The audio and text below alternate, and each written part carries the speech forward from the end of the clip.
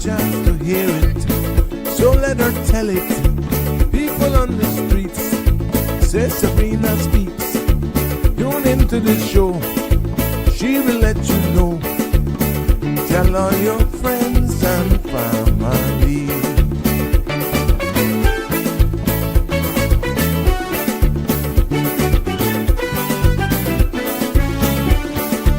Real talk is no joke. You get the news straight up from grassroots and concerns. You will hear some people gone. So tell all your friends to tune in to Good evening, Cayman. I'm Sabrina Turner, and welcome to Sabrina Speaks, your daily dose of clarity, truth, and community insights. Every weekday from 5 to 6:30 p.m., we're tackling the issues that affect you, from national headlines to grassroots concerns. Whether you're in traffic or winding down your day, this is your chance to hear it straight and speak your truth. So buckle up, Cayman. We're not holding back. This is the show. We gotta let you know. Now we got to go.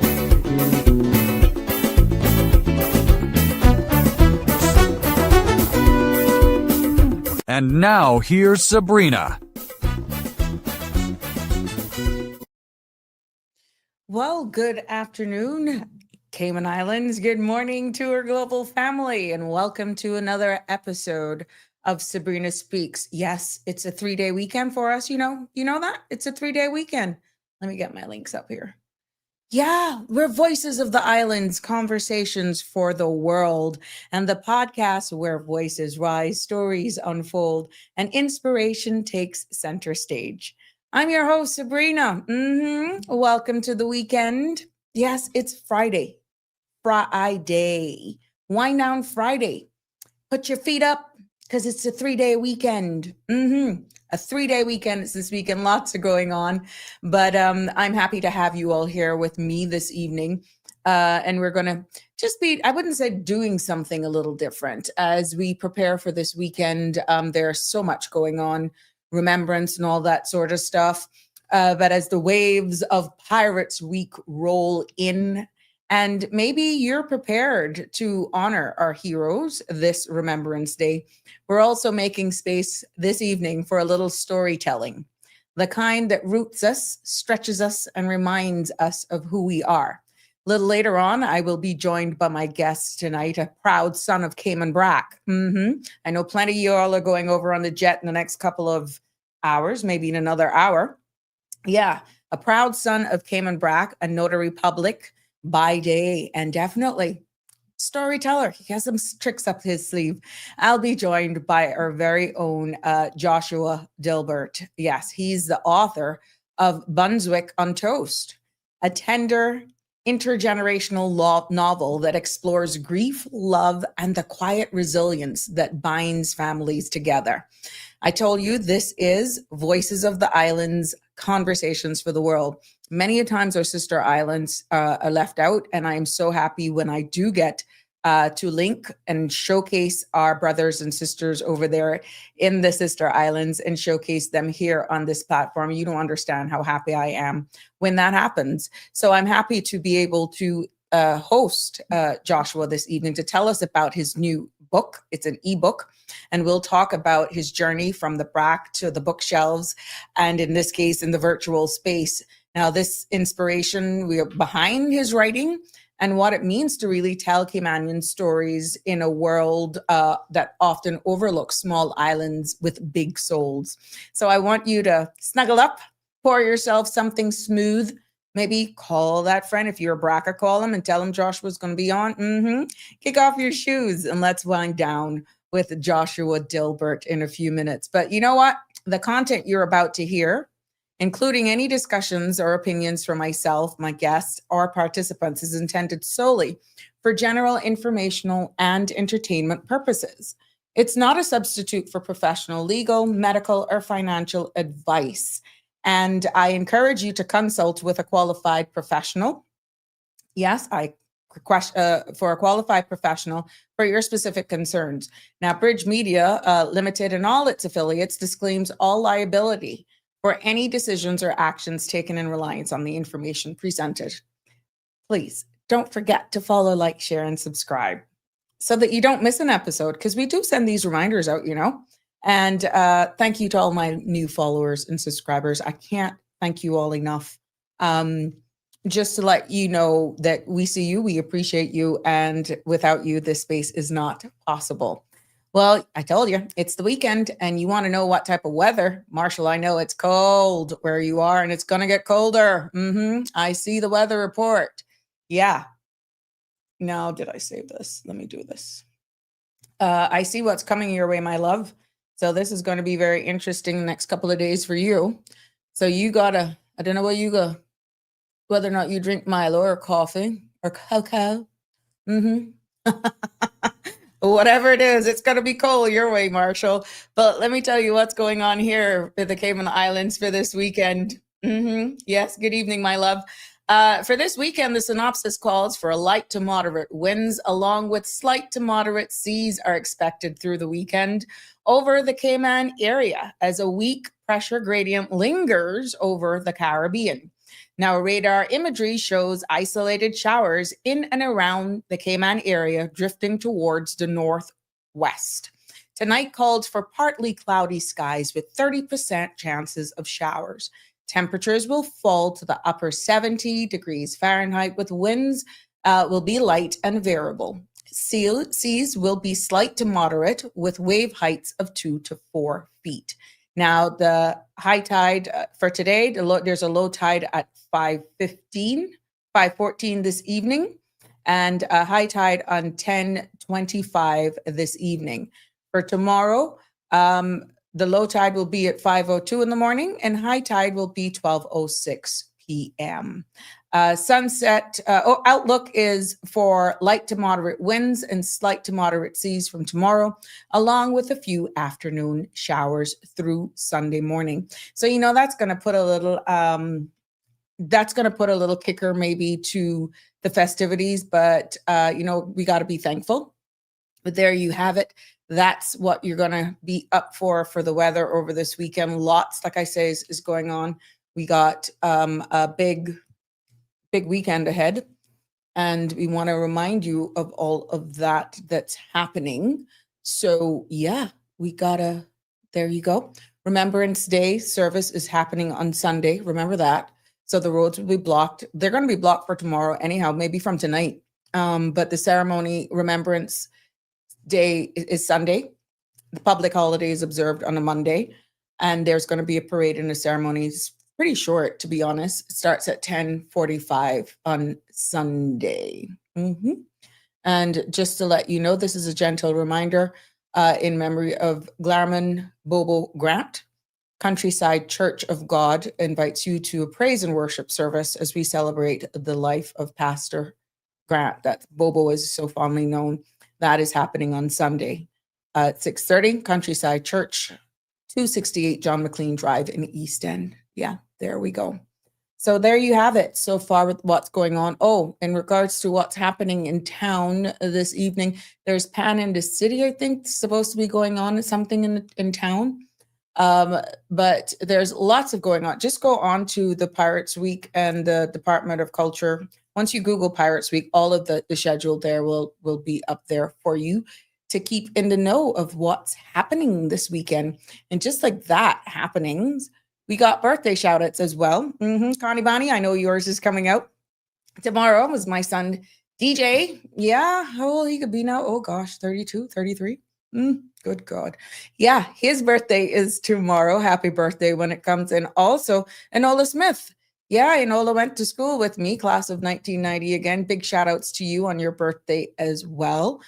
She works at the Department of Education Services. Yeah, so she's celebrating her birthday. She's getting older. And Sunday the 9th, because we got a long weekend here, is Sylvia Wilkes. Everyone knows, another class of 1990 there.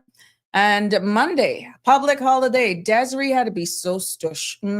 Desiree's birthday is on Monday the 9th. That's Desiree Miles, as she's so fondly known by us.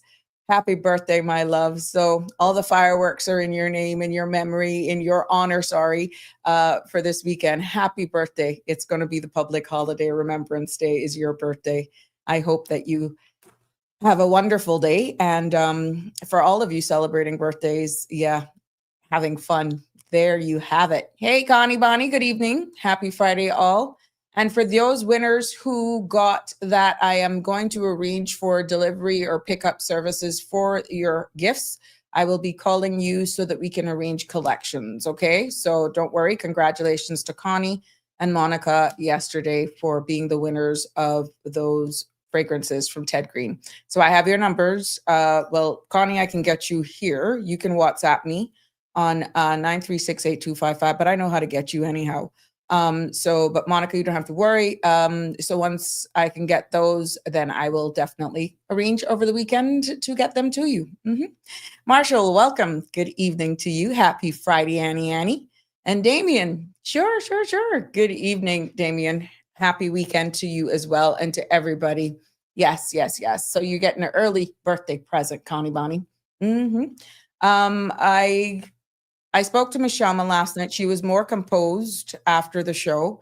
I haven't heard from her to date as yet, but I know it is something with Michelle. I just ask us to keep her in our thoughts and prayers as she navigates.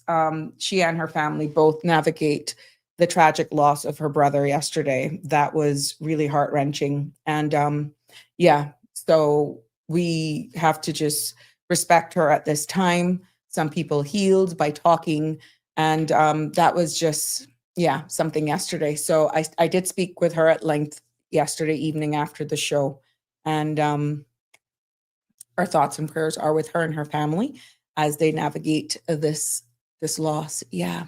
So there we have it. We're going to put the spotlight for those of you just joining us on our brother over there in the Brac, Joshua Dilbert, on this Wind Down Friday. He has an ebook that is out, and I featured a number of Caymanian authors here on this space, and I'm happy when I'm able to get my brothers over there in the Brac to join us as well. And I was so happy. I'm happy to. There he is. I'm so happy that I've given him this opportunity. He's a huge fan of the CMR family, and definitely CMR, Sabrina Speaks. So when he reached out, could hear by the accent where he was from. He didn't even have to tell me he was from Cayman Brac, and that was before I did my own research. But it's amazing to have him showcase here and to appreciate and respect the space, and want to had a desire of being showcased here. And it is my pleasure to have him on. Yes, Marshall, it is. All of them people from class of 1990 are getting old. You? So what class you're from? You getting old too. You can be in denial all you want, Marshall. You're something else. But yeah. Yes, Annie, that was something yesterday. But we just have to be there with her. Anne is saying condolences to Michelle. She's still going up, though, to Tampa with her family. She had these plans to go anyhow, but that flight may be a little earlier than expected for a different, total different. It's more solemn now. But we can just be here for her like we are for everybody. But to see that this space was her to go-to place yesterday, pretty much after she hung up from the call, she called this space. And that spoke volumes, because it just shows exactly the power of this space to just be there to share that with her. So here we go. As we wind into this Friday, without further ado, it is my pleasure to welcome to the CMR platform. Let's bring in Mr. Joshua. Good evening, Joshua. Welcome to the show. How are you? All right, I am fine. Very happy to be on the show. Very happy. We're excited to have you here. We're busting at the seams. We like when we get our international guests from Cayman Brac, you know. Okay.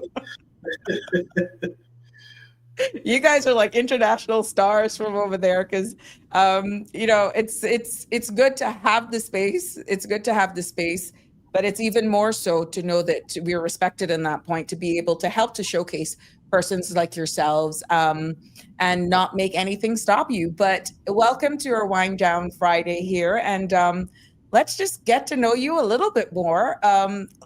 let's start with your roots. Like, you grew up here in Cayman Brac. Life took you somewhere. Let us know who you are. All right. Well, I am. Well, like to me, I'm just a regular guy, I guess. I was born and raised in the Brac. Spent my entire life in the Brac. I went to the Creek and Spot Bay Primary School. Then I went to the Lehman E. Scott Senior High School. Graduated, and then been working on my career. But in the meantime, writing books to my heart's content. Mm-hmm. Wow. So is that a pastime, or you really aspire to be like a full-time author? How did you get into knowing or finding that passion of wanting to be an author? Because you're also a Notary Public and a register officer as well. So you are doing lots of stuff. Yes, ma'am. Yes, ma'am. Yeah, I've been in Notary Public now for 8 years. October was 8 years. Okay. And it's still have the opportunity to do it. So I'm I feel very happy about that. Mm-hmm. But where the writing started, I'd say about 2014 when I did my very first book called The Mordenham Acres. Mm-hmm. It just came into my head. Real, I know that's cliche. It's very cliche to say that as a writer. It just came to my head, but that's what happened with the very first book that I did. And I spent about a month writing it on paper. Mm-hmm. And then I typed it up, and then I put it to one side, planning to come back to it in maybe 2 or 3 days. Mm-hmm. And it sat there on my computer for a whole year and a half. Oh, wow. Before I found it and decided to publish it. Okay. Or find So it was done. It was done. It just had to just get off of that shelf, that desk. That's right. And the first book was published by Olympia Publishers in the UK. And it was published, and in January 2017, I went on to Radio Cayman and the Cayman Compass, to promote it. And then I wrote a second book and a third book, and now here we are. I have 7 altogether now. I know that we're going to touch on Brunswick primarily. Yeah. Mm-hmm. Correct. So we're going to get into that. Sure. Well, you said right way into it. Tell us about this latest book that you have now. Let us talk about this Brunswick on Toast. What a title. Where did that come from? Well, that came from an aunt of mine. She's deceased now, but there was an aunt of mine that used to say that very sarcastically, we're having Brunswick on toast. Mm-hmm. Okay. So that's where that title came from. My father always tells me about that story. Mm-hmm. Uh-huh. And I incorporated it into the title. Now, the story follows Jennifer Ross through grief, love, and betrayal. What inspired her character?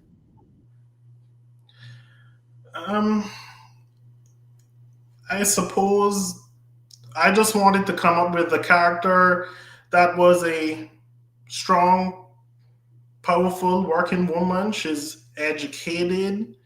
She went to university. She became a teacher. Then she became a school principal, and then she became a school district superintendent. Mm-hmm. And she was married, but some things happened there, and now she's a single mother. So I just wanted a strong, powerful female, I suppose. Plus, it makes for very good rating. There you go. Oh, wow. Interesting gender to choose. Thank you very much for acknowledging that. Now, you span 3 generations in this under 100 pages. How did you approach writing such a layered story in a compact format the way you've done it?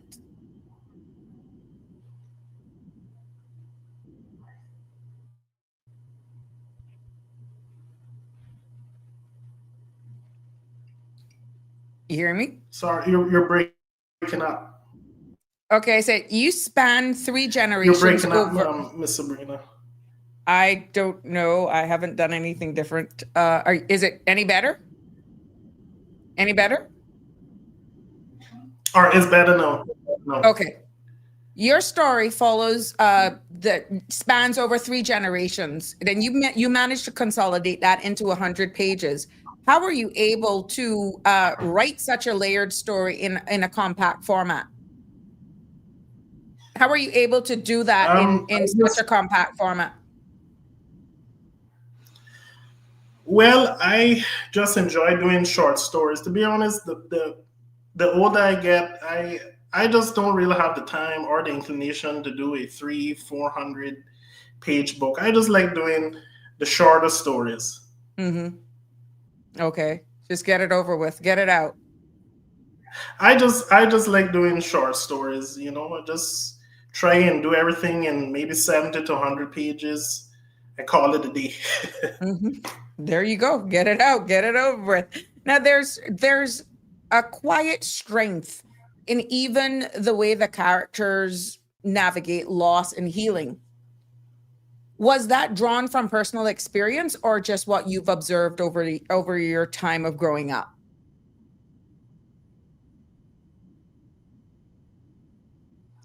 That just really from observation. Okay, from observation. Throughout this community, this little community here in Brac, we have a lot of deaths. Mm-hmm. We have a lot of deaths in the Brac every year. I'd say about 15 to 20 every year. Mm-hmm. Mm-hmm. So I guess I draw from that. Okay. Now let's just take a look into your Caymanian identity and, the whole aspect of literacy voice. How important is it for you to write stories rooted in Caymanian culture and experience? How important is that to you? You can repeat the question, please? Sure. How important is it for you? Yeah. To write stories rooted in Caymanian culture.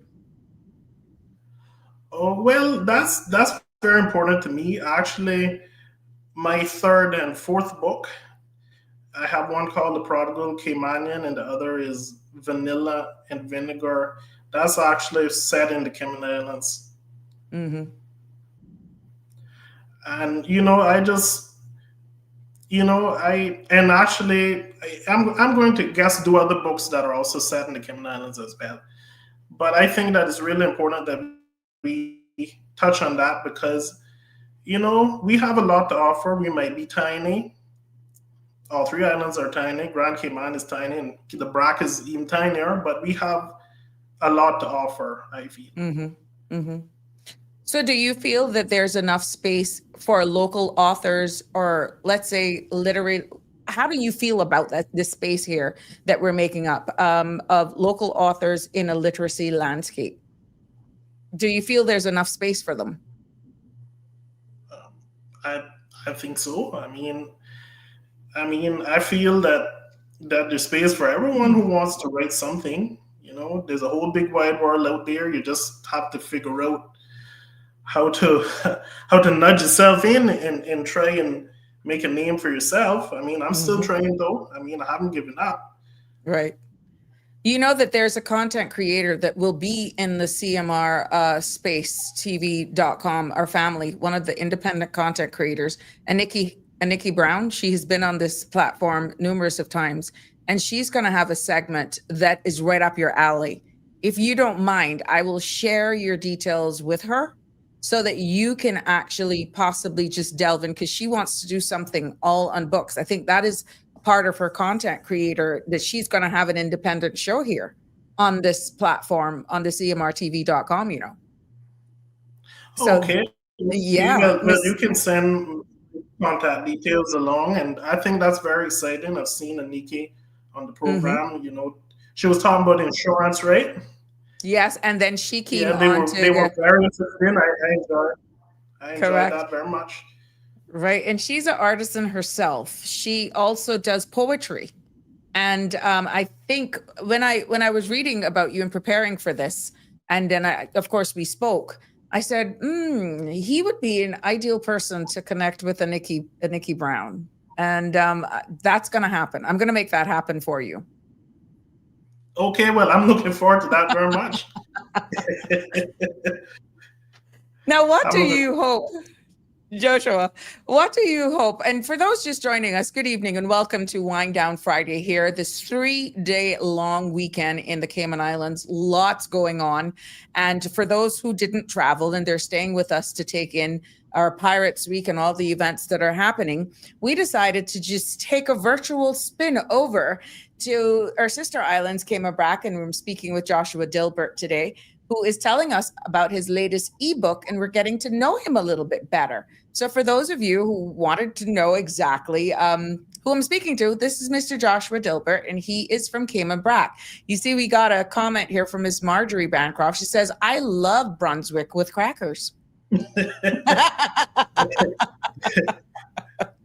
I can't say that I'm really a big fan of Brunswick, but I know a lot of people that are. My father loves sardines very much. He loves it. So Brunswick is the brand, but in actual fact, it is sardines. It is. Now, Joshua, what do you hope for anyone? Your books are not, this particular book is not on any shelves because you've done an electronic version. It's an ebook, right? It is. How did you come to that decision now to change the way you actually get it out in the market versus just doing a paperback, a hardback, whatever, to actually physically put on a shelf? How did you come to that decision for this particular book? Well, that is an excellent question. My first 4 books were both print and ebook. And I'm going to be honest with you, I have not had a whole lot of success with the print books. It's just pulling teeth to get them stocked anywhere. I mean, I have emailed everywhere, various supermarkets, various of the big businesses throughout the Cayman Islands, and I have not had a whole lot of success. Mm-hmm. So I've decided to shift in a completely different avenue and do an ebook because it's minimal cost to get that together. Mm-hmm. And, I can send that to anybody in the world, really. Mm-hmm. And they can buy it through Amazon Kindle, and it's very easy. Mm-hmm. I feel. Do you feel now, this is why I had asked the question about support pretty much for local authors. It's one thing of writing a piece, marketing it, and then actually generating some form of income, getting it actually into people's hands. That's where that question was derived as to whether or not the landscape here, one for authors, but authors in its totality of even being able to showcase your work. And here you are, you chose a digital platform. Have you seen a difference in the digital platform way of marketing this book versus the ones that you're experienced having challenges in getting it on retail stores shelves? Well, it's too early to tell. I mean, the book was only released the end of October. Okay, so it's still very, very, oh gosh. Very new. And yeah. But I'm hoping, that as time goes along, you will see it successful with that. Now, for personally, even though you're an author, are you one of those that prefer ebooks or you want to actually hold to turn the leaves? What type of a reader are you? Do you have a preference? Honestly, no, I really don't have a big preference. I'll read a regular print book. And I'll read the ebook. The ebooks are actually, the upside on the ebooks is I can go on to Kindle and I can search for whatever. And once you pay the money, you have the book there, and you can read through it as many times as you like. Mm-hmm. You know, but I also enjoy the print book thing, getting a book and flicking through the pages and whatnot. There we go. There's no real preference. Now, somebody actually purchased your book right now. What do you hope readers, especially young Caymanians, take away from your book? Or it doesn't matter the age group. What is the biggest takeaway you would expect persons to get once they read your book? That I did a good job. You know, well, I just hope that they enjoy it, I guess. Mm-hmm. Mm-hmm. You know, I just want, if you come home in the evening and you want something to do, or you want to be uplifted somehow, I really hope that I can help with that. There you go. Now, what's next for you, Joshua? Any new writing projects on the horizon? Well, you're touching on Brunswick on Toast, but I actually have 3 titles out right now. This is your opportunity. I'm not limiting your conversation. This is your opportunity, because these books you have available, your contact details and all that sort of stuff. I am willing to accommodate you to even break down all the other ones, because in the event that no one has heard about Joshua Dilbert, today is an opportunity for you to just give us, I'm not rushing you. I'm giving you an opportunity to give us an idea, to talk about all of the books that you've written. This is the most latest release. It's in electronic form, but you have other books that you've written. And let's hope that we're going to break that, and we're going to see positive returns now, and persons will reach out to you to hear more about the books that you've written in the past. So break it down to us of all the other ones that you've done before. Tell us about them. Okay, you want me to start from the beginning, or? That's totally up to you. Okay, well, I'll start with the newest 3, and then we'll kind of work our way down. Okay. Like I said, we touched on Brunswick on Toast. I have another one called Rosette Square. Mm-hmm. That is about a girl who aspires to be a model, and she takes this job with this nightclub owner who has promised her the whole world and then some. And then somewhere down the line, she's come to realize that he's a predator, R. Kelly, a Diddy in the making. Oh, wow. And and then she kind of has to navigate her way out of that, and then she ends up with the less than desirable husband eventually, and she has to navigate her way out of that. So like I said, just female figure, strong single female figure. Mm-hmm. That one as well. And the also I have the When the World Fell Silent, and that's about an elderly lady who has to contend with her family members passing away. Oh. Her husband dies, and her favorite nephew dies, and she regards him as a son because she never had any biological children. Mm-hmm. I'm trying to say as little as possible without giving everything away. I know it's hard. It has to be hard, but you have to extrapolate little pieces to spark my interest, then to well, what's the sense of buying the book? He just told me exactly the start to finish, but you would just want a synopsis. And because your books are really not that long, it's hard to really just give us little nuggets that will spark an interest, and to say, I'm going to get that book because I want to hear exactly what or how it ended. So it's going to be interesting. And these most, yes, it is. But these most recent books, I had a little help with these thanks to AI. Okay. And we were talking about that this week. Initially, when I first heard about AI, I didn't pay it any mind. It was just like, what is that? Mm-hmm.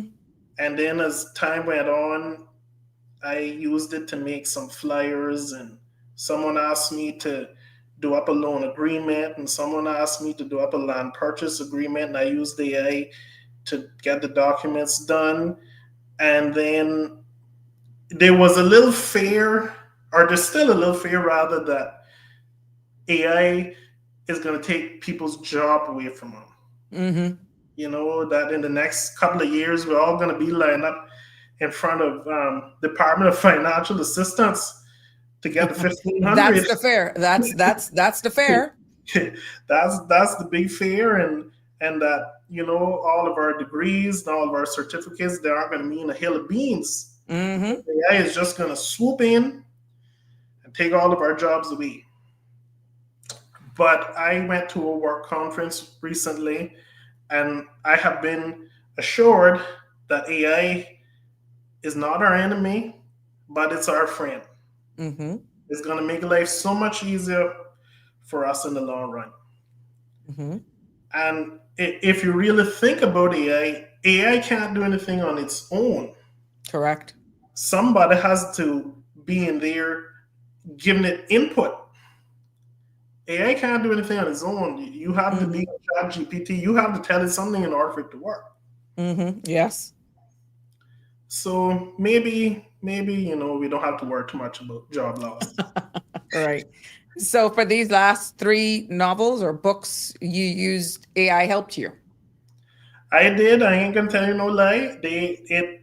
When the books were finished, I put them through AI. It told me of all the strengths. It told me of all the weaknesses. It told me about the common themes. It told me about what you can do to increase momentum.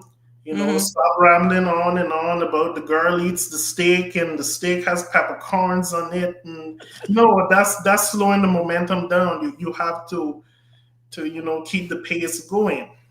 And I learned a lot from it as well. Okay. And go ahead. And once I did what it told me and I was satisfied with it, I went on to Kindle Direct Publishing. And they have a program you can download and you can format everything yourself. And I did that. And the cover, all 3 covers were done through AI as well. So it has been really a great help. Okay. And do you... Okay. Can you bring your camera down just a little bit? Just a little bit so we can... Yeah, there, perfect. Yeah, there we go. There we go. Perfect. Yeah. So tell us more about the other books now without giving away any of the secrets, and your contact details as well, so that for these ones that you have that are available to be purchased, they can purchase directly from you at this time, I'm getting. Well, they can go on Amazon Kindle and buy it. No, that is the Brunswick, but the other ones that you are speaking about now, because you want to tell us about the other ones that you've written. Oh, okay. Well, everything is based on Amazon. All 7. Oh, okay. Are there? Gotcha. All 7 are in ebook, and to my knowledge, the first 4 are still, available in print. Okay, well, tell us about those. All of them that are available. Do they search by you for name, or is it best for us to share the titles with them? We're trying to get you out here, Joshua. So you have the information. This is your opportunity. We are a conduit to showcase you. So this is your opportunity to tell us about your books and to let people know where they can find them. Okay. The books, well, like I said, are on Amazon.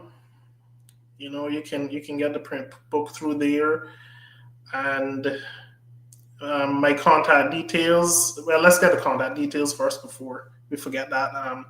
My email is jjdilbert2011@gmail.com. And my cell phone number is 939-9351. Mm-hmm. You want me to repeat it again, or? No, it's 939-9351. And your email, which I'll post at the end of this show so I don't clog up some of the stuff, is jjdilbert2011@gmail.com. That's right. Okay. So the titles of your books now. All right. The first one that I ever did is called The Mordenham Acres. And, well, actually, I have to kind of go off into a different little topic here. That was written initially under a pen name. And that pen name is Brad Tarlim. And I have one person on the Brac, every time they see me, they still call me Brad Tarlim. I'm not going to say who it is, but every time they see me, they shout that out to me. Okay. And like I said, that was the one that was published under Olympia Publishers. But after about a year or two, they wrote me a letter stating that the sales were not that great and they were releasing themselves of any involvement. And I published it again under my own name. Okay. And I was actually told by someone in the Brac, Joshua, you are doing yourself a tremendous disservice by using this pen name. Put your own name to it. So for the lesson learned. And for the second book, I used my own name and all the other books thereafter. Okay.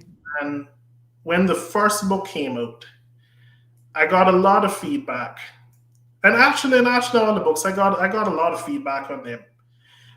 Someone told me that, my first book, that was a bedtime story for their child. Their child wouldn't go to sleep unless that book was read to them. Okay. I was also told that, one parent made their child do a book report on it. I was also told that my books were being read by inmates in Northward Prison. Okay. Somebody did tell me that. Well, I don't know. I've never been there. I don't intend to ever go there, so I don't know. I can't prove or disprove that, but I was told that. But it means you have an audience. You just lack the way of marketing, and this is a way of getting you out there. And maybe that is one of the things that we are lacking here with, or in yourself, and aligning with networking with other persons who are in the industry that may actually be able to do referrals or make references and all that sort of stuff. I know there is a young lady, Miss Carrico, who has also assisted, who's very instrumental as well. But Miss Nikki Brown, I know, is big into books, and she is wanting to do, like I said earlier on, something with the book club. So this is something that I think you need to do not let the Brac limit you for whatever reason. You can act. There are people right here in the Cayman Islands that are doing this, that if you're having the right conversations, Joshua, I think none of those books should go to making you feel as though, I question yourself or question your ability or your writing style. I feel where you're lacking is that you are lacking getting the message out, being able to promote, being able to market. I think that's where you're cutting yourself short. Well, that is the thing. It's very easy to get a book out there, and even more so now in 2025 than it was back 2017, 2016.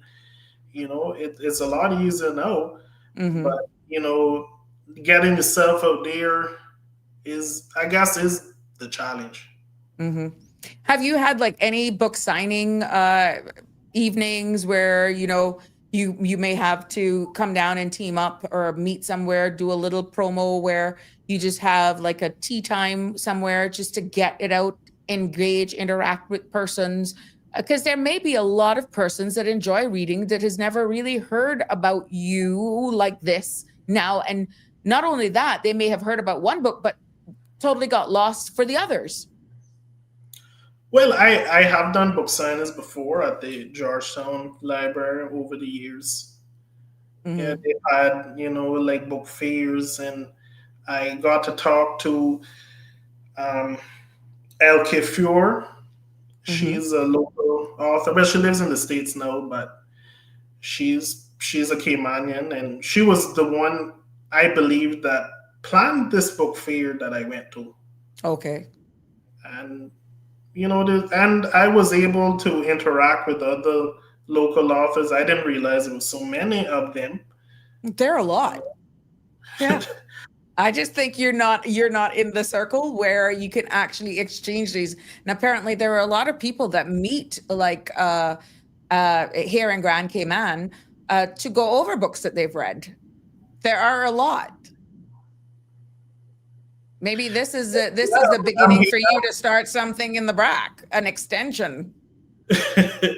I'm learning as I go along. Life is a learning experience, and I'm just taking life day by day, whatever comes. That's You have how a I feel. question. You have a question from Miss Gina Wilson, who's one of the commenters on the platform. Joshua, are you the son of Junior Dilbert? You sure sound like him. Yes, I am. I am his son. I get Now, that a lot. That Caymanian, because they are able to even do that by sound. Can you imagine? Yeah, I get that a lot. A lot. I am his son. Yeah. Now, Joshua, tell us some more about the other books, even if it's just their titles. I'm trying to get you out here this evening. Okay, and all right. So I touched on the Mornham Acres, and the second book was Sarma. That was about a planet, and there was a war. It was kind of a science fiction thing, there was a war and there was a metamorphosis, again, trying not to give away too much about it. Mm-hmm. And then the third book was Vanilla and Vinegar, and that was about a guy that gets into numbers. Mm-hmm. And we all know numbers is a big thing in Cayman. It's illegal, but it's still going on. It's still going on, and everyone knows it. And in the referendum, there was an overwhelming yes for Mm-hmm. the lottery, and we'll just have to see if the new government will accept that or not As a mandate. Mm-hmm. as a mandate. But this guy gets into numbers, and there's a police investigation and whatnot. So that's a very interesting story there. All righty. And various places throughout the Cayman Islands are brought up. I talk about different places on the Brac. I think I mentioned buses in there, and I guess the supermarkets, all the landmarks of the Brac, I guess. Okay. And the other ones? And the fourth book is called The Prodigal Caymanian. Okay. It's about, it's loosely based on The Prodigal Son. Mm-hmm. And this young man, his father's getting in age. He served for many years as the district commissioner. The Brac has a district commissioner, the deputy district commissioner, for those of you that don't know. And, this man is retired, and he's trying to do some estate planning, I guess. And one of his sons says, "Give me my share now. I'm not going to wait until you die. I want my share now." And he gets his share, and he squanders his money. Mm-hmm. And then he has to come back to daddy eventually. But like I said, you're gonna have to read the book and find out the rest. what transpires. Okay. And then I have the most recent books. But to be honest with you, The Prodigal Caymanian was done in 2021. I think it was the first part of 2021, and I'm just coming up with these other books now. Uh-huh. So it was a 4-year period where I didn't publish anything. Okay. And I suppose I guess it's just life. During that time, I finished up a bachelor's degree in business administration. I did that online. And then I changed jobs. And then I built a home. And then Congratulations. thank you. I've been here almost a year now. I'm sitting in it right now. Oh, good. And I do hear a lot of talk that young Caymanians are struggling to build a home, and I've been told I'm one of the lucky ones. You know, I've been very lucky. Yeah. But Joshua, I know you're here to talk about your book, but I would love, as a young Caymanian male, once you finish telling us about your books, and I'll repeat your contact details and how that, but it would be interesting to hear from you, because that is also a huge mandate here in the Cayman Islands, where we have young people that are saying there's not enough access to owning a home and affordability owning one. And here you are, have actually pretty much hit that out of the ballpark. So once you're finished telling us about your book, if you don't mind, it would be very interesting to hear from, not too often we get young men on our platform. And this is why I feel that there's more to these layers with you this evening. And thank you for bringing that up. But I would love to hear a little bit more of what your journey was and your experience into being a young male, navigating this space, navigating life, and being able now to be in your home for the past year. Oh, I would love to talk about that, actually. Sure. Well, let's go ahead and wrap up the part about your books, and we can switch over gears into maybe you may be inspiring young persons to not give up hope and share with us your journey. Okay. And like I said, I built a home and I did some traveling. I went to England. I went to Barbados, Panama, Jamaica, New York, North Carolina, and I actually plan to go to the Bahamas in the next few weeks. Mm-hmm. So I guess I've just been, living life. But I was doing writing, but it was, I wasn't really focused on it. And then once I got situated into my house, I decided to get back to writing. Mm-hmm. So that's what's been happening the past 4 years with me. Okay. Now share with us, and I'm going to post how you can get a hold of Joshua Dilbert. I see where somebody's asking if you have a website or a website podcast or a podcast. So that was the question that they were asking. I don't really have a website per se. I use Facebook and Instagram.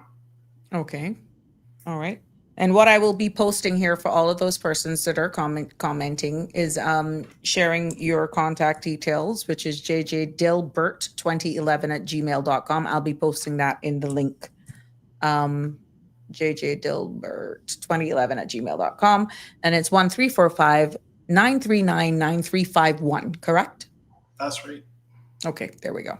So Joshua, congratulations to being a new home owner. Now you're going to see what life is all about, not to scare the bejeebers out of you. What was that experience like? Walk us through that. Well, it was always my intention to build a home or buy a home. And, I was toying with the affordable homes. I was toying with that idea. Mm-hmm. But there was a cousin of mine that said, why don't you build something small? Why don't you build a tiny home? Mm-hmm. It'll be less bills. That would be a good thing for you, mm-hmm. financially and budget-wise. Mm-hmm.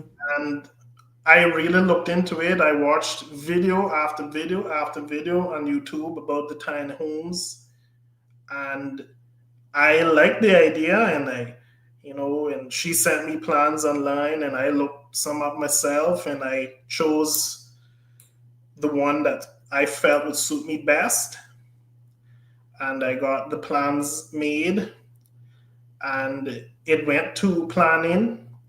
That took quite some time Mm-hmm. to get approved, but it did. It took several months. Well,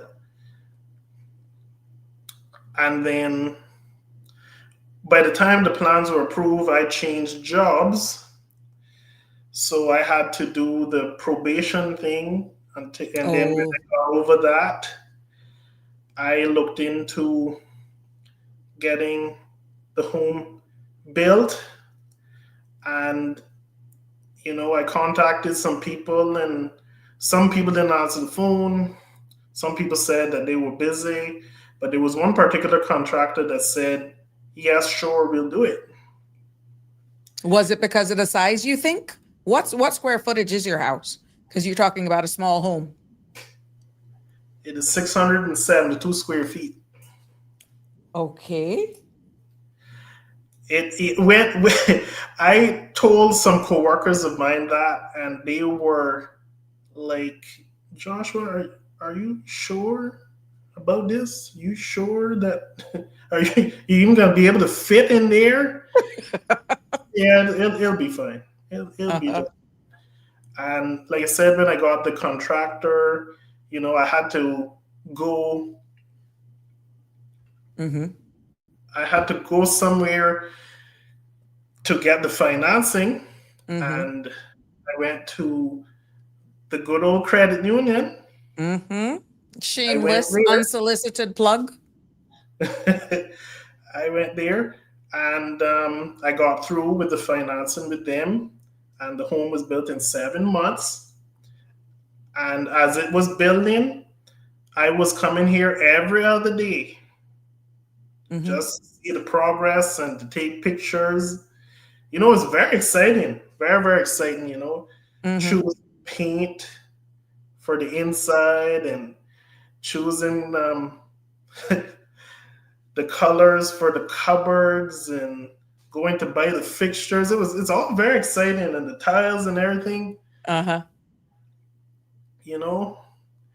And then I'll never forget it, actually, the day that the house was finished. I drove here, and I went inside, and my contractor was by the kitchen area.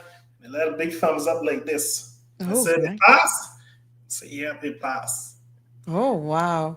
And I'd say maybe about a week after that, I moved in. Mm-hmm. And I've been here ever since. I've been here since the 4th of January. I expected it to be maybe 2 or 3 days to move in, but I moved in pretty much the same day. I guess you didn't have a lot of stuff. I didn't have a whole lot of stuff. No, the older I get, I just can't stand clutter. Okay. Smart. But yeah, I suppose. And so I came with very little stuff. A lot of my stuff is still in my old room at my parents' home. Oh, okay. So when you go, hold on now, you either leave home and go on your own. You're going to free up their spaces.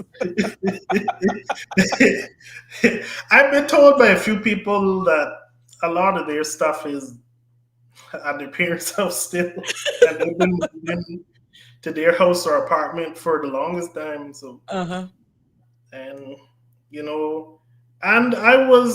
and for me, it wasn't a very big transition, Mm-hmm. because it was always the plan, and now, there's the annoying part of it. Like, I get a water bill every month, and a light bill, and Reality hits. Reality strikes. You see what your parents are going through, but that's just life. And you're getting some positive feedback here, Joshua. I'm going to read this one. The real Michelle Teresa says, "Thank you," with a heart emoji, has Joshua, any thoughts of turning his story into monologue performances or short plays or films?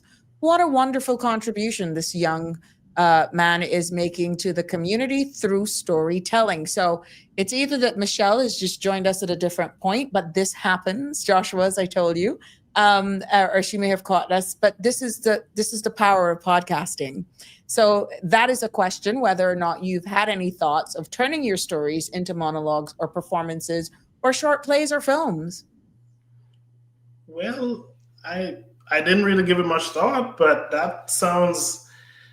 I would love for that to happen.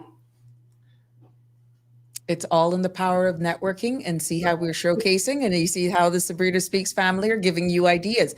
Now, these are things that you can jot down, things to do. We got the cultural foundation here in the Cayman Islands. They got people who are skits, playwriters, and all that sort of stuff. You don't know, Joshua, where the sky's the limit can take you after this interview. And these are just ideas that are being planted here by the family and friends of Sabrina Speaks. And obviously people know you very well. Gina Wilson says, smart young man, start small. Don't be big eye. Young people, use Joshua as a good example. See there? All right. Well, thank you very much, Miss Gina. Appreciate that very much. Mm-hmm. Now, you were excited about choosing the colors, the tiles, looking at the craftsmanship for your cabinetry and all that sort of stuff. Were there any points in this entire transition that you doubted yourself to say, what am I doing? I should remain at home. What really pushed you to really own your own place versus just saying, look, I'm not even going to bother. It doesn't make sense. Because we're hearing this from so much young Caymanians saying, this place is not for me. I can't ever own a home. Is it because their aspirations are too big? You started small. You said your house is 672 square feet.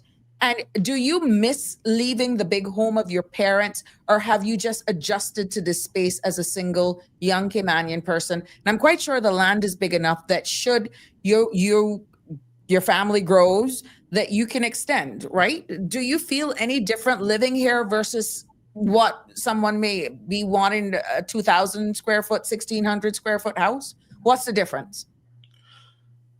Well, I've adjusted to this very well. I got adjusted to it very quickly.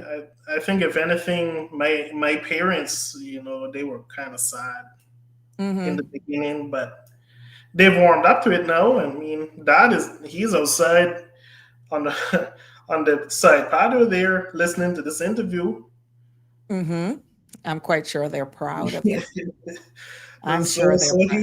He enjoys coming here very much. And regarding the size, this is the thing. 1,600 square feet, 2,000 square feet means a lot more bills. The more square footage you go, is the more bills you're going to get, and the higher bills you're going to get. So I said, and plus we're fighting inflation here. And that was really what triggered me to build a house when I saw that everything was going sky high. I said, my goodness, I'm going to have to make a shot at this now. And that was in like 2023.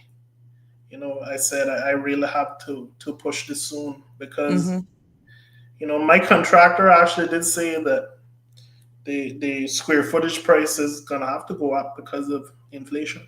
Right. But you didn't have a lot of that because you actually built to a size where you could have some of the best fixtures because you didn't go in square footage. And what has it been like? I know you've just been there a little bit under a year. Let's call it a year. What has it been like for maintenance, like the yard work and making sure that, do you have like any anxiety with the hurricane season we're in now, being a new homeowner?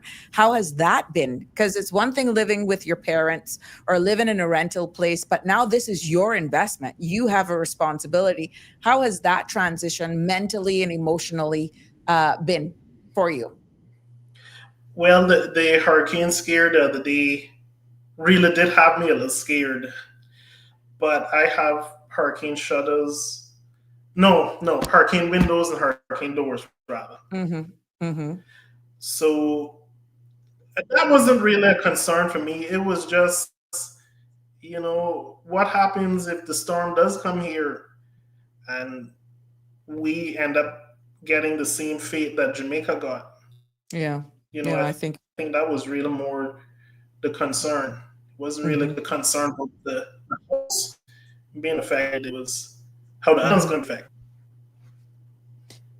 What was the most challenging part of, let's say, what? Go ahead. Go ahead.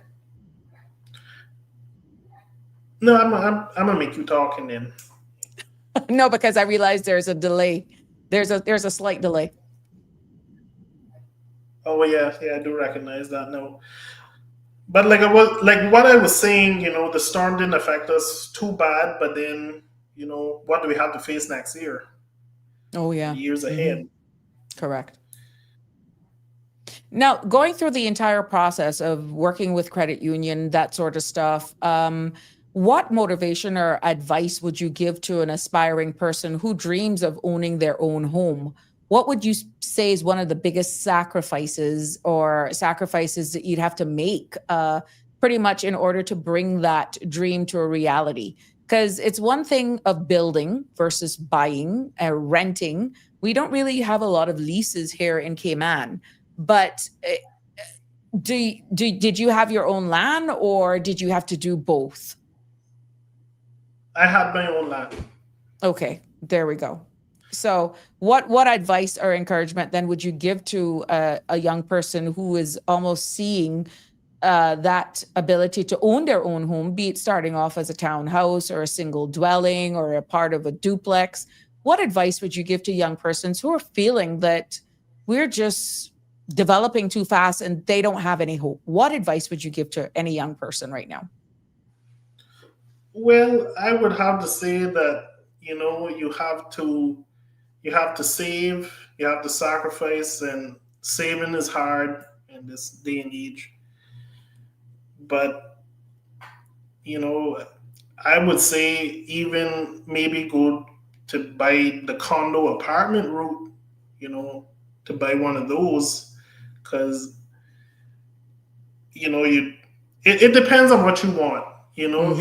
If you don't mind condo living, then go that route. But if you want your own house, Mm-hmm. it is with your own yard and whatnot, it is going to be more difficult. Mm-hmm. Right. But then again, Cayman Brac, the prices of land are lower. Mm-hmm. And they are increasing, but it's still lower than Grand Cayman. By far. By far. But I still think that it's in reach Mm-hmm. here, even though prices have gone up. But I don't know what to say about Grand Cayman, to be honest. Mm-hmm. No, but in general about, persons just wanting to be homeowners, and especially young persons, you are example. And even you may have young persons over there in the Brac that may be saying, look, I don't want to start. I don't have the down payment. Or did you have to seek advice to see how to navigate? Like, what was the preparation like for going in to speak to the loans officer? What was that like? Well, I just went to the credit union branch and I asked for an appointment, and the contractor gave me a quote, and I went in with that. And then I talked to the loans officer, and then they told me that I had to get life insurance and construction insurance and whatnot. And, that's where saving was really important, because I had to pay for a lot of stuff out of pocket. Mm-hmm. Mm-hmm. I had to buy all the furniture out of pocket. I had to, put down for house insurance out of pocket. I had to get the land cleared out of pocket. It's a lot of money, guys. Mm-hmm. But you prepared for this.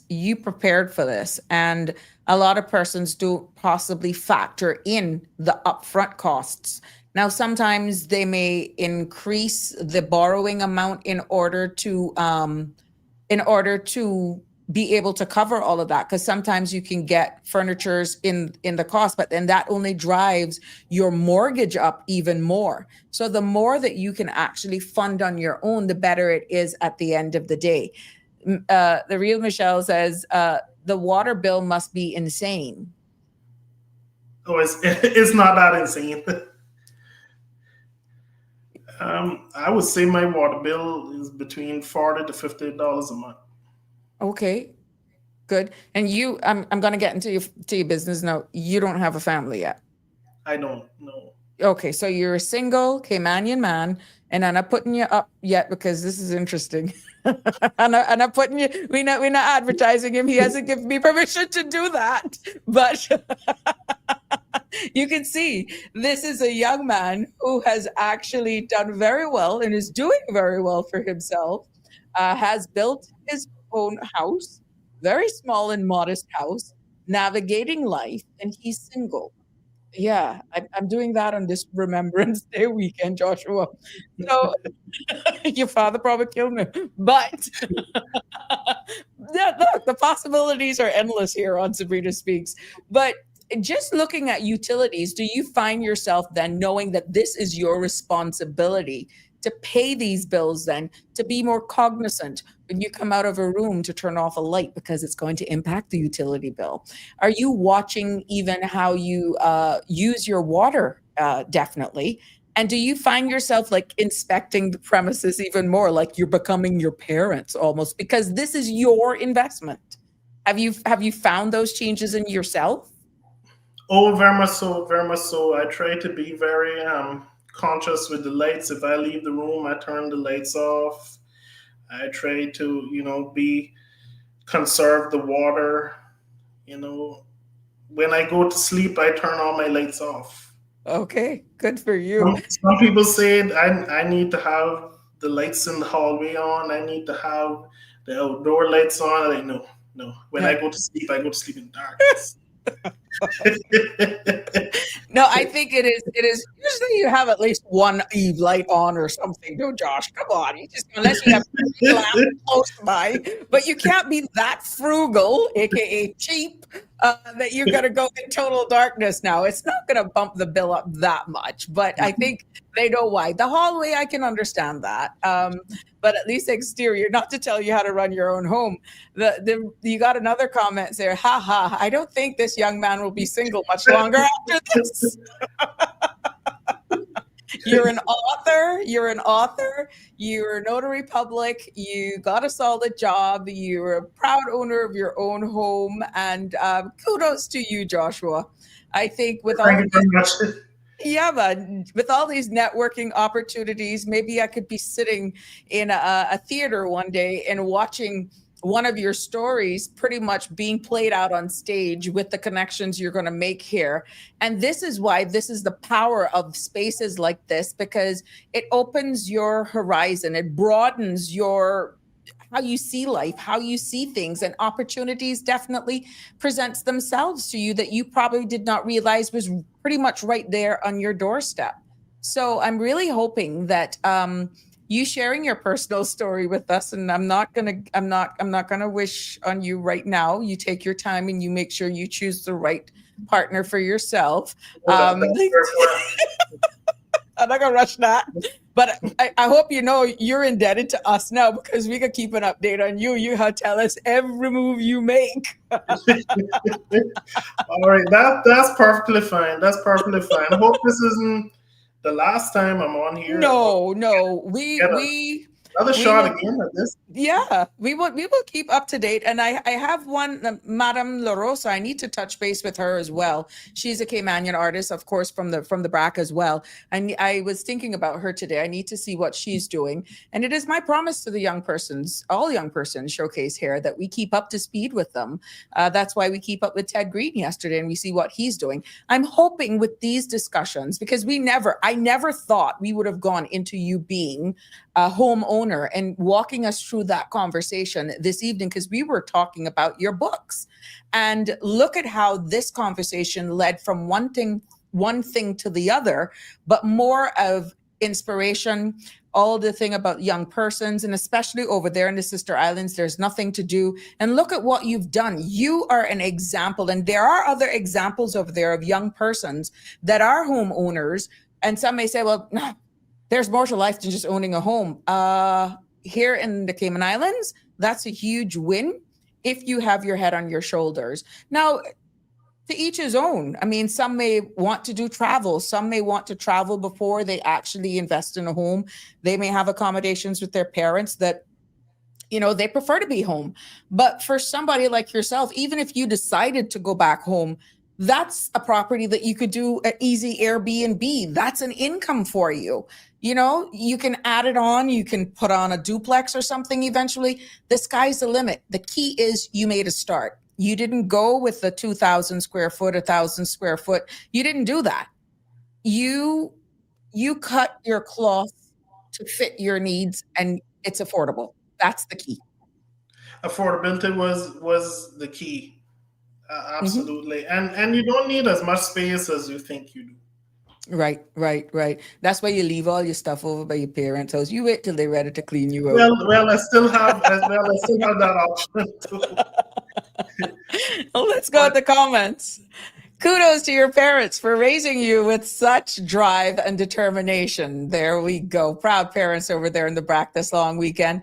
This is what love looks like on our young people when grown with love. See there? Look at that. Look at that, Joshua. You didn't expect this response today. Oh, yeah, we got you good. She says, Gina says, Joshua, choose wisely, Joshua. Most definitely. Oh, I think they're going to want to know what happened to Joshua just because we put you out here as a single man with a house and ready to move. They're going, nuh-uh, you're going to be protected by the Sabrina Speaks family here now. Well, I appreciate that very much. You know, I said, Miss Sabrina, look at this picture. What do you think about her? I say, hold on, we got to take it to the board. You know, my coworkers tell me that too. Oh yeah, take it to the board.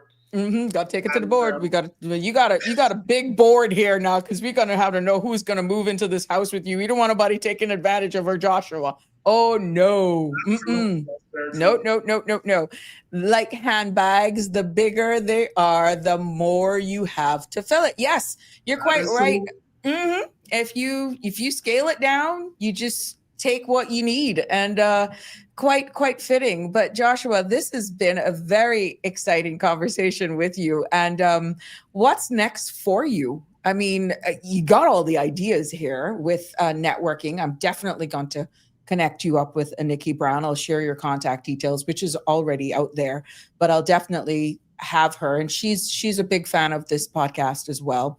Like I said, she's a part of the Sabrina Speaks family. And maybe I think after the Pirate Week celebrations, give them a couple days, and you may want to sit down and see or network with them to see if maybe they can, some playwright may want to actually showcase one of your books, because what you have shared with us that is in your books sounds like something that if that could be turned into a skit or something, could be big. Maybe Carafesta being showcased, like what people are saying, you could turn it into some monologue or something. The sky's the limit for you, you know. I don't think you realize what you're sitting on. That's a God-given talent that you have. Well, I certainly do hope so. I mean, I think that would be an excellent thing if that could come together. And who knows, maybe it will. Mm-hmm. We're gonna call all positive stuff for you. And I can see you part of that delegation of Carafesta. Yeah, you're gonna have to access some time off for work from work.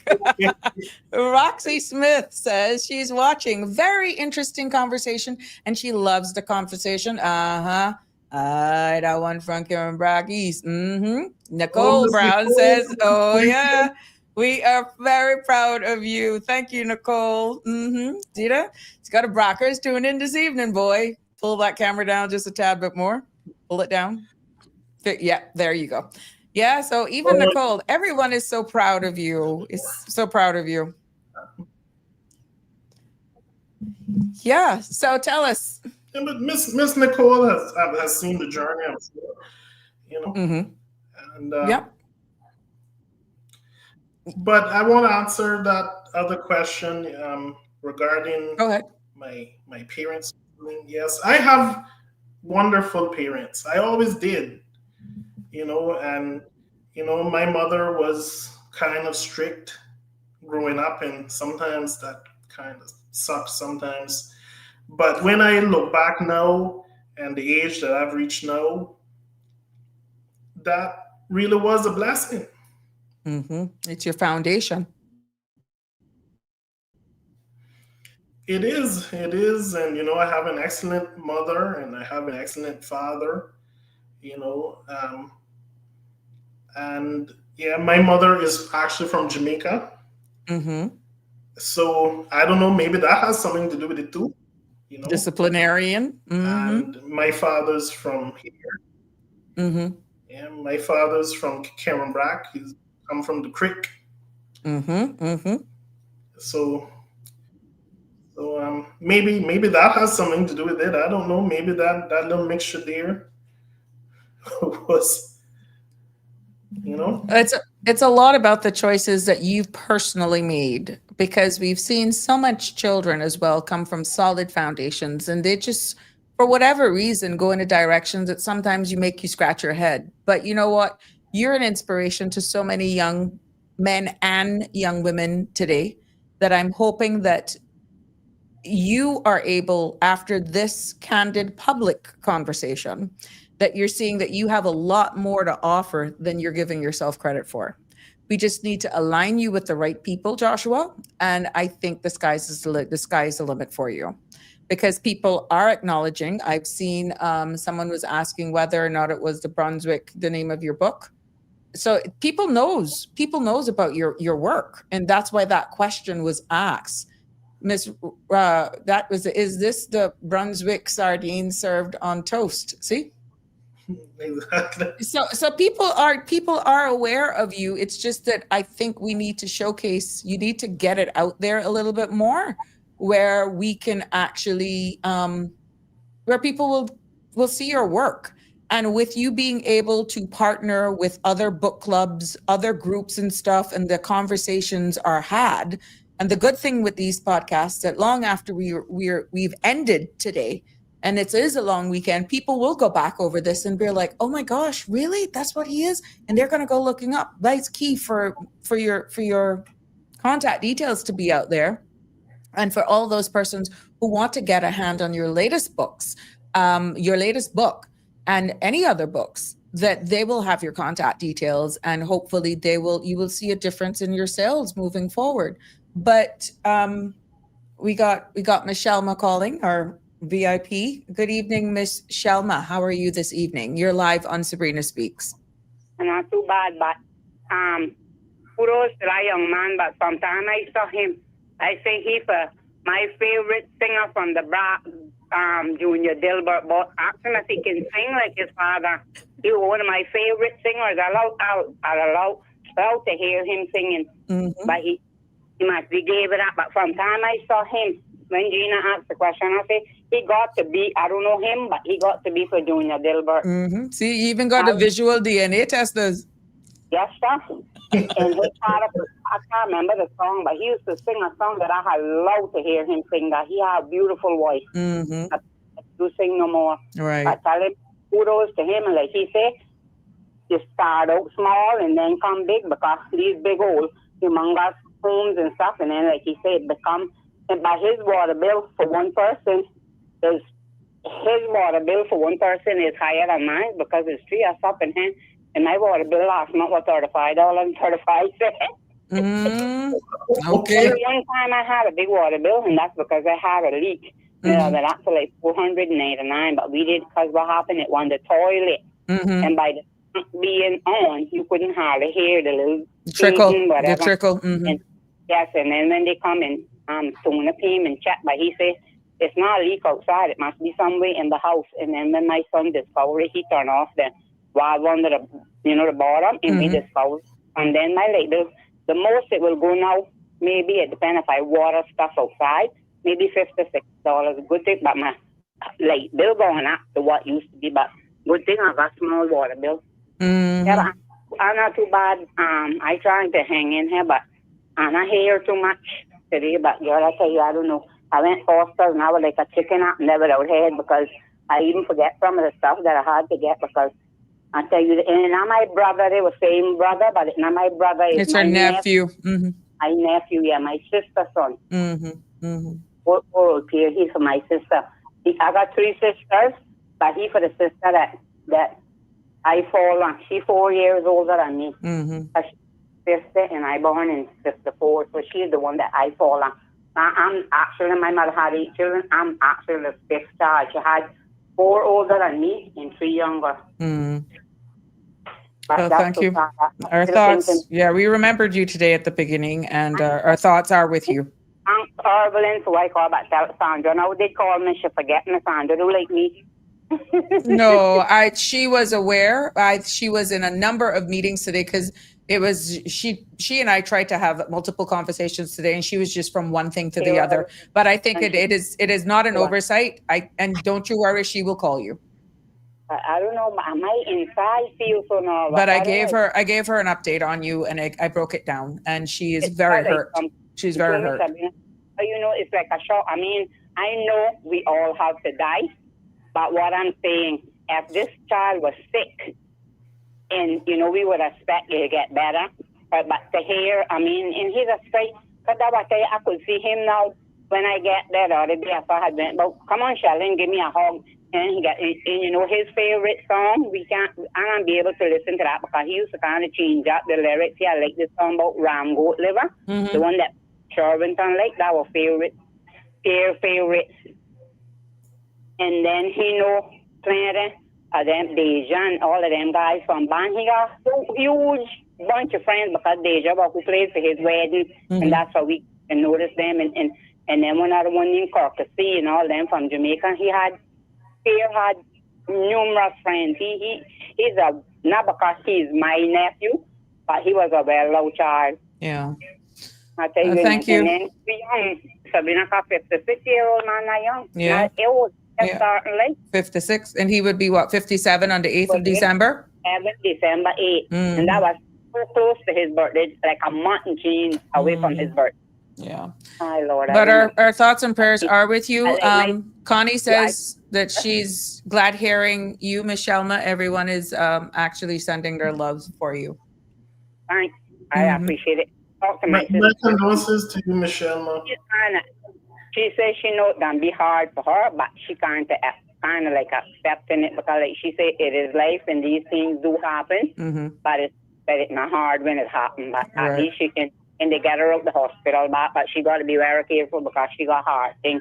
And the doctor tell her she got to be very careful because she dip out just like that because I tell you, she don't want to take the surgery and her heart is really bad. Right. Well, thank you for the update so much, Mr. Dilbert. Joshua also extended his sincere condolences as well. Yeah, I hear him. Thanks. And like I say, I don't know him, but I know his father. And I know Miss Patsy. Miss Patsy was Junior. I forget now what Miss Patsy was Junior, his mother or his aunt.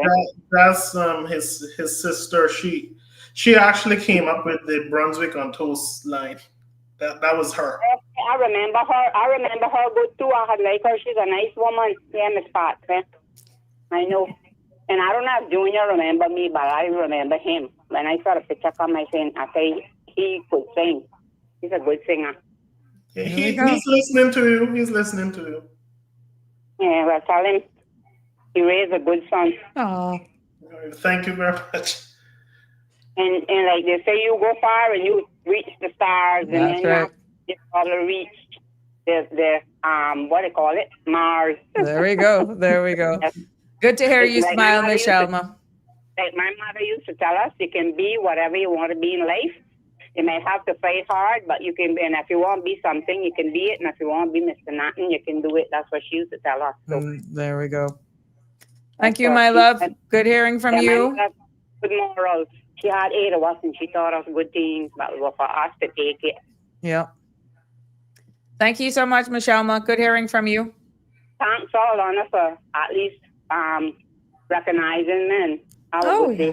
All right, my love. Keep the faith. I remember about Pirate Week, or not, I'm not going out to nothing. Yeah.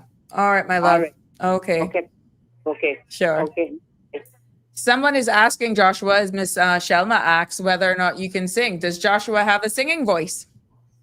No, not really. He has the art, Judy. He has the art of writing, and hopefully he would be able to play with his vocal cords and put it into a monologue, because the emotions that comes out in your writing, Joshua, would actually, because you know where those emotions are coming from in order for you to put it into words. It would be very interesting for you actually being able to narrate your own, or even extrapolate a smaller portion of your books and put it into like poetry. That would be another good idea. I've never really done poetry. It would be interesting. You still get the essence of what your books are saying coming from the same emotional background, and then you just put it in a picture of words. Now, look, I'm not into these things, but that's why you got to get with the right crowd. But Judy, she was just hoping that those vocal DNA chords were actually passed on to you. Oh no, not really. But No, go ahead, my love. regarding the books, you know, I started this, I think January 2017 was when I began publicizing the first book, and then, you know, I did the first 4 books within, you know, between 2017 and 2021, and then there was a long break, and I'm getting back to it now. But there were some challenges along the way. You know, I was, you know, trying to contact the big bookstores in the Cayman Islands and the supermarkets and whatnot. I really couldn't get through, and it was the little guys that helped me over the years. I know Pure Art had some books there for, and that's in Grand Cayman. Right. And Brack had the treasure chest. They had the book stock, and Crossroads General Store. The owner of that, I ran it past him, and he said, "Bring them." Oh wow! Just like that. Yes, ma'am. And in Little Cayman, I think it was the Seahorse Boutique that had them there for a little while, but I had to bring them in and kind of get it to them. Okay.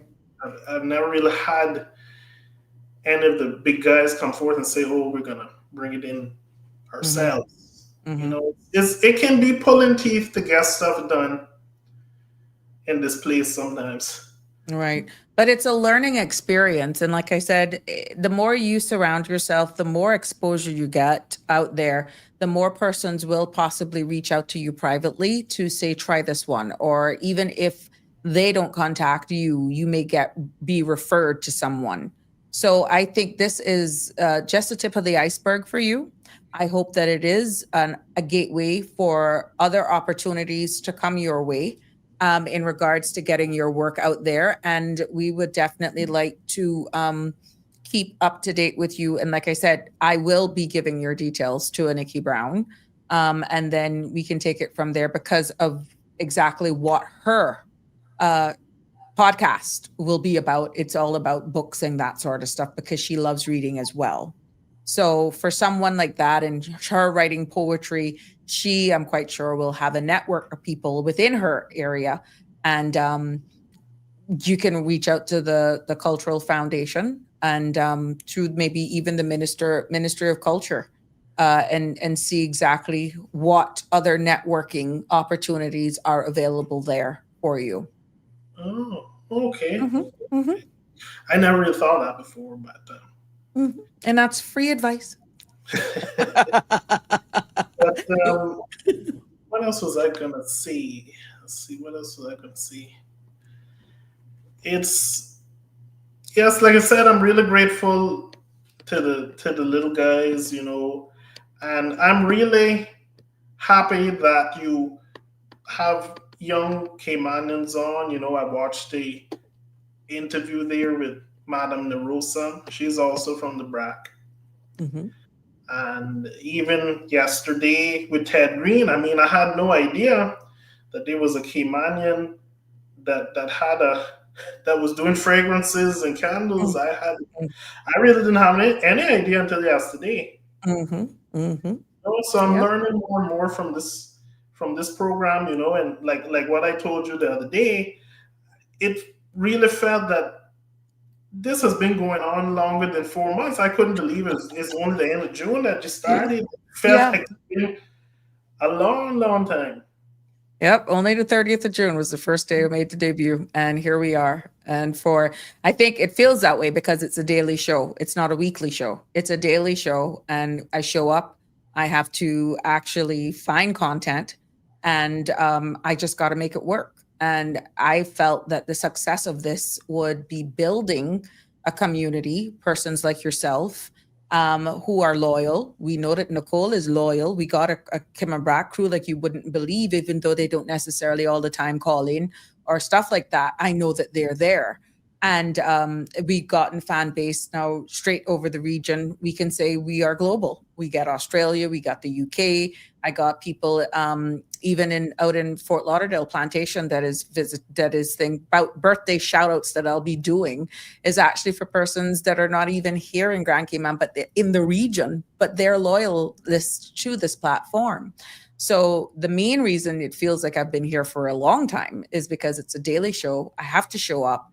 I have to have meaningful discussion, but including you guys, Caymanians, showcasing our very own is why I feel that I am actually remaining relevant and having discussions that is sometimes quite difficult to have, but coming across in an informative way and putting my opinions aside in order to remain nonpartisan, to be able to be objective, to be neutral. My opinion does not matter in this space. I have a job to do, and in this case was to showcase you, and I'm not going to make you fail. It's my brand. It is my job to hold your hand, even if you're a little nervous. We were here to talk about your books. We were here to showcase you and look at how we pivot this to include two things, to be a space where you're motivating, encouraging, inspiring. You have an excellent background story. And just for the record, for everyone in tune, this has been ad-libbed. He has no questions, and this has just come off the spur of the moment. So this isn't rehearsed, which is why I told you the only one can sell you is you. And look at how that resonated with people, Joshua. People wanted to hear your story. They want to hear your story, and I can't sell your story like you. And this will in turn yield for sales in your books, because what you have been able to let us into knowing who you are as an individual will be a reflection in your penmanship, in how you actually articulate. We get into your space to see that creative side, even though it's not in singing, it's in writing. We would be able to see that in your work, but we need to get your work into people's hands. We need people to go onto Amazon. We need them to go on and to support you. And this is why this space is here. I'm very happy that it is, because I really enjoy listening to the program. I've listened to it every single day, just about since it started. And I hope it continues for a long, long time. No, thank you so much. There, Connie Bonnie. Well done, Joshua. She's giving you a round of applause. There you Thank go. you very much. Thank you very much. It's a long weekend in the Brac. What do you got planned? Oh, I don't have really very many plans. It's just be a quiet weekend. You got a house, you got bills to pay.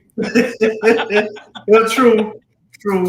But regarding the books, especially all the books, they've touched on life experiences, I suppose. In the most recent book, When the World Went Silent, I touched on my trip that I made to Barbados. Because Lena and her family go to Barbados, I think it's sometime after her nephew dies. He dies in a car accident. And there was a very bad car accident in the Brack a few years ago, and that kind of drew inspiration from. Mm-hmm. And I was actually kind of there when the police were trying to investigate to figure out what happened and whatnot. Mm-hmm. You know, the Brack is a hell of a place. There's a lot of strange circumstances that have occurred. You know. Mm-hmm. And people kind of say to me, that are living in Grand Cayman, is like, Joshua, you don't have accidents very often, but when there is an accident, it's always fatal. It's true. It's very few live to tell the tale. It's very fatal. We had one, I think, even a month and a half ago. Mm-hmm. It's crazy. Yep, it is. But like I said with this book, when the world went silent, I keep saying it so that people don't get confused. She goes to Barbados, and the same places she went was the same places I went, Bathsheba and Hunts Gardens. That was when the Cayman Airways flight was running. Mm-hmm. I decided to give my mother a retirement trip. Oh, how sweet. Yeah, because she worked very hard. She worked at the Cayman Brac Daycare Center for 20 years. A lot of people on the Brac know her from there. She went to work diligently for 20 years. And my father worked hard as well. He was the credit union branch manager here for 18 years. He worked very hard. He worked at Barclays Bank when it was here. My parents have worked very hard. And my mom has worked very hard. I said I was going to give her a retirement trip. We went to Barbados, and I kind of touched on what we did when we were here. Mm-hmm. So it's life experiences that I've touched on. A lot of it is made up too, but some of it is life experience. I'm sure that some people, when they read the books, they'll realize. You can identify. It's relatable. Mm-hmm. See where he's getting this from. But the most recent three books I am especially proud of. Mm-hmm. Not because of AI, but because I feel that it will show how I progressed with my writing over the years. Right. And when I actually did put all these books through AI, I actually did end up doing the subscription because I was tired of getting you've run out of such and such, you got to wait until tomorrow to use it again. I'm like, I'm sick of this. I'm just going to pay the subscription. And and it's not books alone. You can use it for anything, really. Correct. There you go. You're a very good friend to me the last number of months. Well, there you go. Any final thoughts, closing remarks? Huge thank you to you being able to come on our show. But this is an opportunity for you to, in a wrap up, it's your final thoughts. What would you like to leave with our viewing and listening? Because we know that they're viewing. We know that they can listen. Some of them do their housework too. Audience here this evening. Well, once again, I want to thank you very much, Ms. Sabrina, for having me on your program. And I've said several times how much I've enjoyed it and how much I want to see continue for a long, long time to come. And, I'm just, trying to do the best that I can in life, I guess. If I see something that I want, I don't stop until I get it. That's how I feel about it. And, I can't believe that it's been 4 years since I published anything. That's a whole election season there. Yeah, it's true. No pun intended. But, I'm just going to keep doing my best, like what Barris Hammond sings about. I'm going to do my best, and Buju Banda, that song there. I'm going to do my best. That's right. hmm Well, I must That's tell all you, we have to say. that's all you got. That's And it. just keep elevating and keep doing the best that I can. Mhm. Well, Joshua, it was indeed a pleasure speaking with you on this Wind Down Friday. And thank you for sharing and being so candid with us, giving us a little glimpse into your life, for being so open. And I want to wish you nothing but success. And we will definitely keep in touch. And we will definitely keep tabs on your other department of life. Okay, So, yeah. that's perfect. Yeah, we keep it. And I know we got one Nadeem Connie. She fast. She can keep it up too. And I think Miss Okay. Gina, yeah. We go on know what's going on in your life. But yeah, Gina too. Yeah. We gotta make sure we keep up to date with you. But Joshua, thank you so much. It has been a pleasure speaking with you. Thank you for reaching out as well. And it has been my honor to host you here this evening to showcase your work, to give you an opportunity to promote yourself and let us know exactly the talent that we have around us. It's just, where's the space to showcase you? And I'm looking for great things to come back with the networking opportunities that I will set you off on. And you just keep humble, continue to keep focus, and never give up. We got another thing here from Miss Judy. Joshua has been a lovely feature. Congrats to his parents. So happy he has a story to share based on parents being functional under the same roof, and that he has succeeded and will continue. Look forward to reading his books. There you go. See there? Okay. Oh, and by the way, See? I've made the books very affordable. The newer books are $3.89 US, and the older books are $2.99. Very affordable. Oh, wow, Joshua. You think maybe you got them too cheap by dinner selling?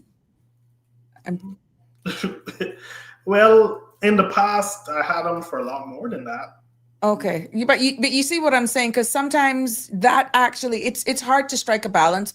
Not being a professional in sales here, but having ran multiple businesses, I have seen that even underpricing yourself, and then people go for a more expensive person because of location, but then they get crappy advice, and then they come to me lower, and they'll be like, "No, the price is too cheap," but yet I give the results. You need some guidance. But yeah, thank you for sharing the prices with us. Yeah, I think you don't want to undervalue your work either, because that's another part in developing your brand and protecting your product. I just feel that at the end of the day, it's not necessarily a price point. It was actually you weren't out there enough. So that's something maybe with the persons that we're going to recommend you to or refer you to.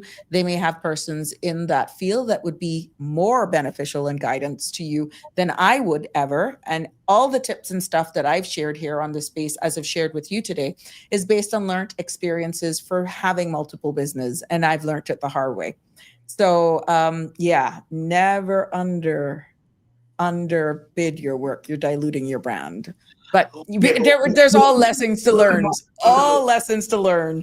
But yeah, thank you so much. But Miss Judy is looking forward to your book, and I'm quite sure you will get a response from this on Amazon, and your contact details, which I'll post again after this podcast ends, so that persons can reach out to you directly. But it has been a pleasure. Have a wonderful weekend. This will not be the last time we're speaking to you, and I wish you nothing but success in the future. All right, thank you very much. I was kind of nervous in the beginning. I don't understand why, but I know. it turned out very well. Very well. We told you. It's like a wedding. Hear me now. It's like a wedding. You get all nervous leading up to it. You go through the ceremony. You have vague memories. Then you're just making sure everything goes perfect. And then the reception comes, and then it's all over, and you're like, huh? So what the heck was I nervous for? Well, Now, what an analogy. What an example. Oh, and for the record, he's single. okay. Yes, I am. Have a good evening, Joshua. Take All care. right, you too, Sabrina. All right. There you go. You see how much trouble I am. Oh my God. But it's going to be interesting. Such a gentleman. I want to thank Joshua for sharing with us. And yes, I'm going to end a little early this evening. It's a long weekend. We got people to see and places to go. It has been a pleasure bringing you another episode of Sabrina Speaks right here on CMRTV.com. Yeah. And I'm hoping really that all of you will go out and support our national events and definitely remember the Memorial Day celebrations that are happening on Sunday. And you participate in all of the events that are happening. I intend to go out tomorrow for sure and partake in some of the delicious Cayman style lobster. Yeah, that's what I'm looking for. And I'm not a turtle meat person. I really don't fool with meat. But Miss Ruth, I need to find you. Yep. Yes, he is, Ethel. You something else. You see that? Oh my God, I got myself in trouble. Joshua, they're coming out of the woodworks. Joshua is single, Ethel. Yes, he's single. He's in the Brac. Fine young man.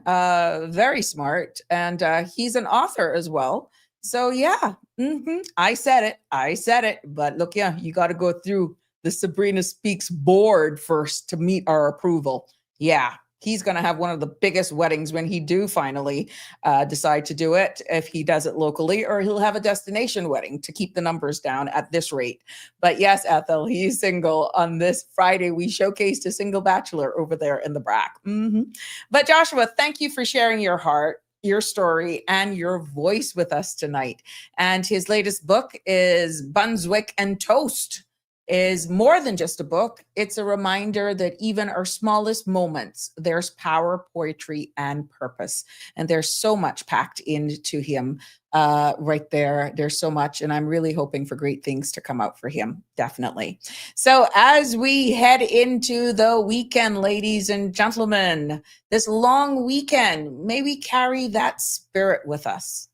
Celebrating our culture. During Pirates Week and honoring our heroes this Remembrance Day. Good evening, Miss Shelma. Welcome back. Hey, see where you going? Yeah, I noticed it. They got it fishing around, boy. But tell him, do what my mama used to say, shop around. Don't go up first thing come. That's make right. Sure you make right choice.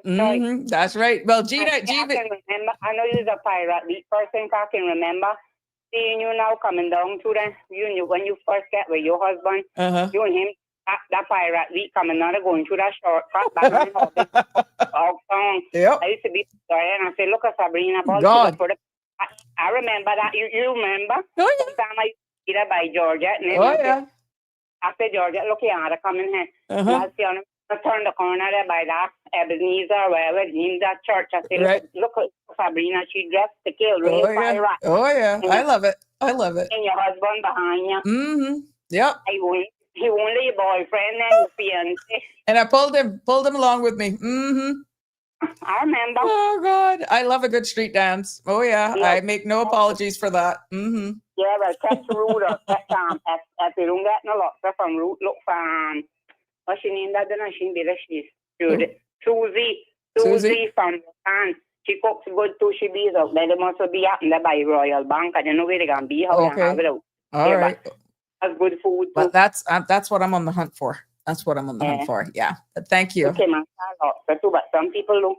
I don't know cook, but I can cook it good. But some of these called Cayman style lobster. That would be. Miss Gina is saying it better be cooked by a Caymanian. Oh yeah, Gina. And Jenny's saying, go ahead. I do it to fry lobster, but I don't like to see it white. I got one thing that they call the whole. It's a seasoning. You can put it in salads. It's any type of seafood. But it looks like curry, but it's not curry. Okay. It's not a curry powder. I get it from Brown Tampa. We used to get it from I forget what store when the Albertsons. We used to get it from the Albertsons, but all them closed. Right. And then I start finding it in one of the Spanish place named Mi País. Then it had went out from there, and then I got my sister husband before he died. He found it Bravo. and they get me because they got 3 sizes in it, but I don't see it wrong here, but it's a fish and it's seafood. Okay.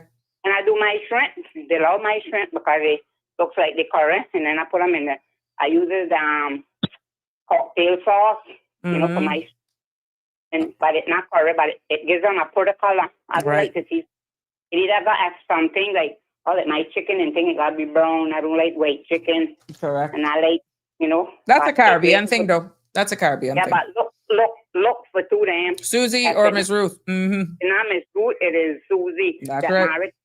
I think she married the little one because they have the 2 guys that got black and white.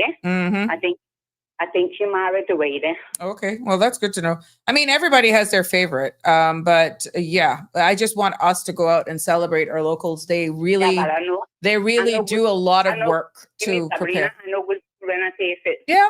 I know good bacon when I taste it. My mother was the #1 in Brac on bacon, and I had a named Romella.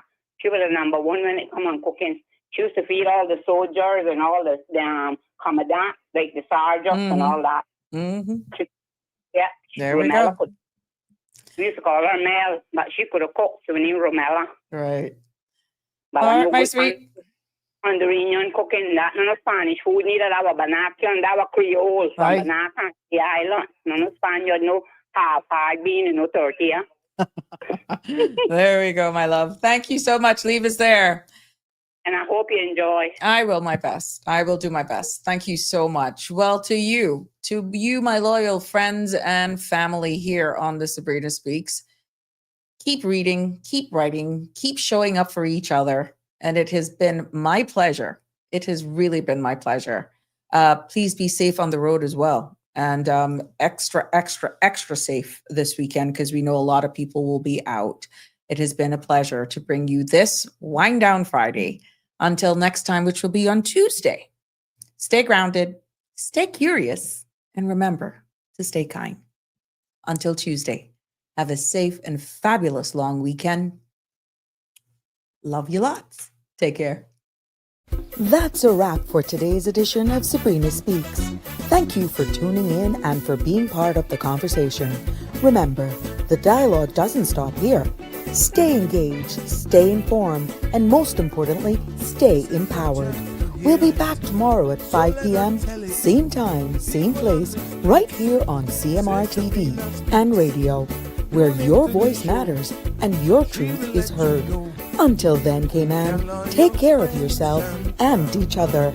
That's it for today's edition of Sabrina Speaks, where your voice matters, your story counts, and your truth is always welcome. Join us weekdays from 5 until 6:30 p.m. right here on CMR TV as we dive into the topics that matter most to you. Catch the show live or on demand at cmrtv.com. And don't forget to follow us on Facebook, YouTube, and Instagram so you never miss a moment. Until next time, stay informed, stay engaged, and always speak your truth.